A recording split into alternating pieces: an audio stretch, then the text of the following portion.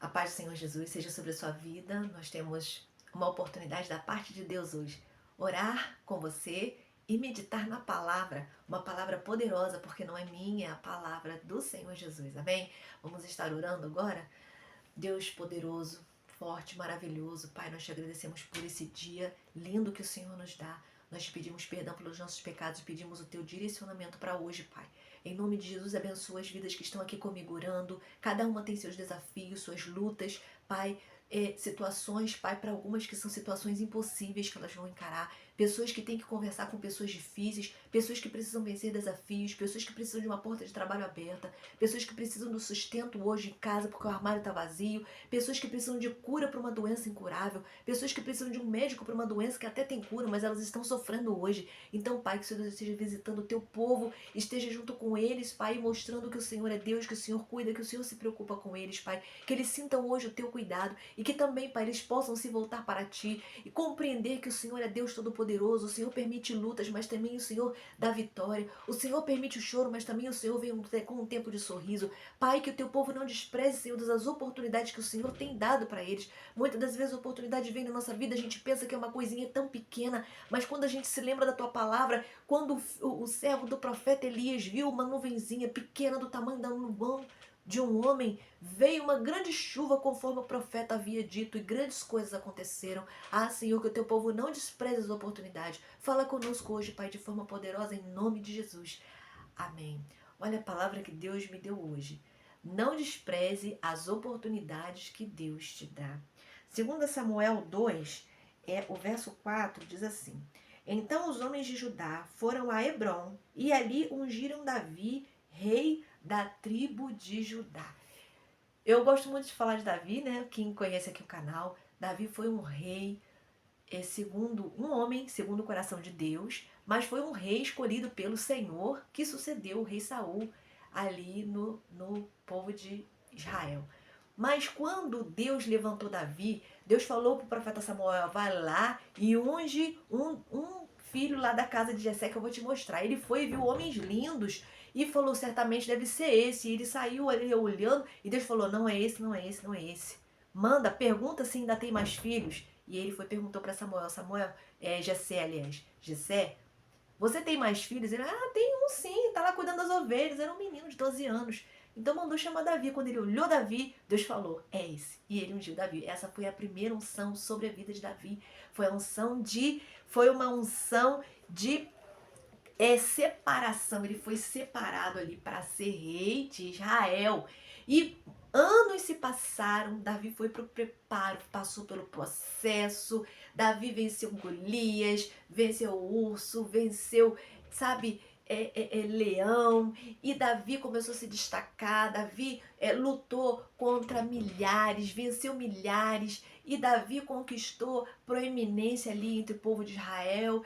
E Saul começou a olhar ele com bons olhos. Depois Saul começou a ter inveja dele. E começou uma perseguição. Ele foi anos perseguido. Foram mais de 10 anos Davi sendo perseguido. Davi sendo provado. Sabe? Até Davi passar no processo. Saul veio a morrer. E então, vieram os homens de Judá.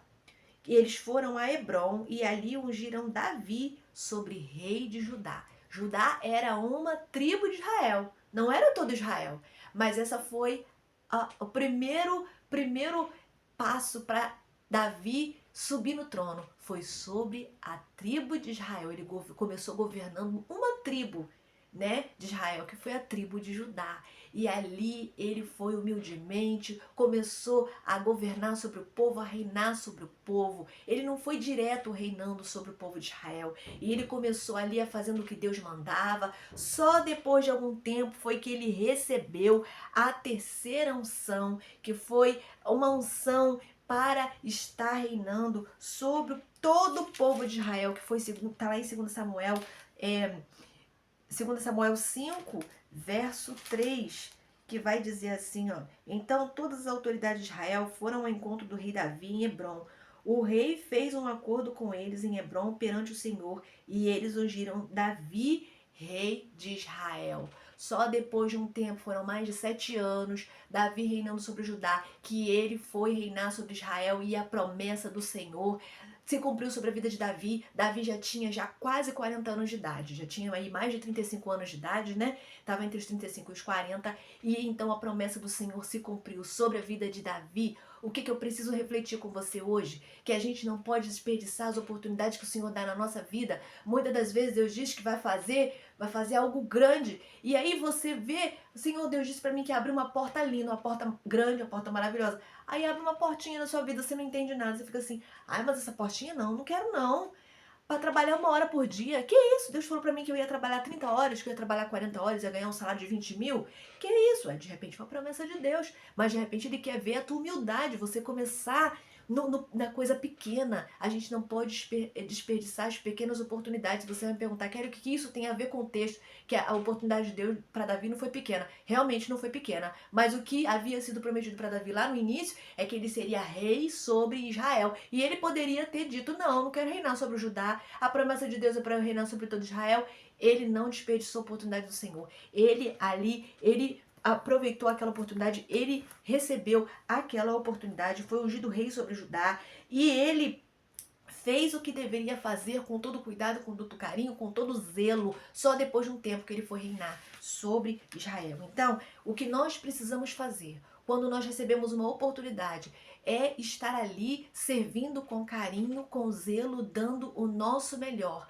É que em meio a nosso desenvolvimento, nós seremos aprovados pelo Senhor, porque provados nós somos sempre, não é? Mas quando nós fazemos com carinho, de todo o nosso coração, com zelo, nós somos aprovados pelo Senhor, e também seremos aprovados pelos homens, porque mesmo aqueles que não gostarem da gente, mesmo aqueles que não forem com a nossa cara, vão olhar e vão ver, olha, dessa pessoa aí não tem o que se dizer. Não tem o que se dizer, tá fazendo tudo certo, então tem que ser aprovado. Ninguém vai tirar a bênção de você se você aproveitar as pequenas oportunidades e fizê-las com carinho, com zelo, sabe? E com fidelidade. Deus ele vai fazer grandes coisas na sua vida. Eu me lembro também agora de José do Egito. Lembra da história de José? Que era um rapaz sonhador. Deus prometeu grandes coisas para José, mas José ele foi traído pelos seus irmãos e ele foi parar no Egito como escravo e até na cadeia. Ele foi um bom servo, ele liderou na cadeia, ele teve acesso à chave da prisão, porque o carcereiro confiava nele e ele não fugia da prisão, ele estava ali, ele aconselhava os presos, ele interpretava o sonho dos presos, ele era uma bênção. Na casa de Potifar ele foi administrador, como um escravo administrador, e ele fazia tudo direitinho. Onde José estava, ele se destacou. E teve um tempo em que ele foi interpretar o sonho de Faraó, e ali Deus cumpriu a promessa na vida dele e ele se tornou um governador do Egito. Eu não sei qual foi a oportunidade que se abriu da parte do Senhor para a sua vida. E de repente você está se perguntando, a promessa de Deus foi algo grande, por que você abriu uma portinha? Entra pela portinha, porque Deus é poderoso para abrir porta por dentro de porta. Pesquise sobre a vida de Davi. Desenvolva um espírito maleável, um coração ensinável como o coração de Davi. Pesquise sobre grandes homens de Deus também como José do Egito, que ele foi tão simples, tão humilde e Deus o usou de forma maravilhosa. Deus deu a ele uma sabedoria maravilhosa, uma sabedoria incrível. Então busque isso da parte do Senhor. Nós precisamos buscar humildade da parte do Senhor. Às vezes a gente não entende nada. Simplesmente quando a oportunidade de bater a tua porta, seja humilde, aceite e deixa Deus agir, sabe? Pede a Deus direcionamento e pede a Deus, continua pedindo aquilo que Ele te prometeu, porque Ele é fiel em cumprir suas promessas. Guarda essa palavra no seu coração, seja firme, perseverante e não deixe aproveitar cada oportunidade que o Senhor te der. Fica na paz de Jesus, um grande abraço.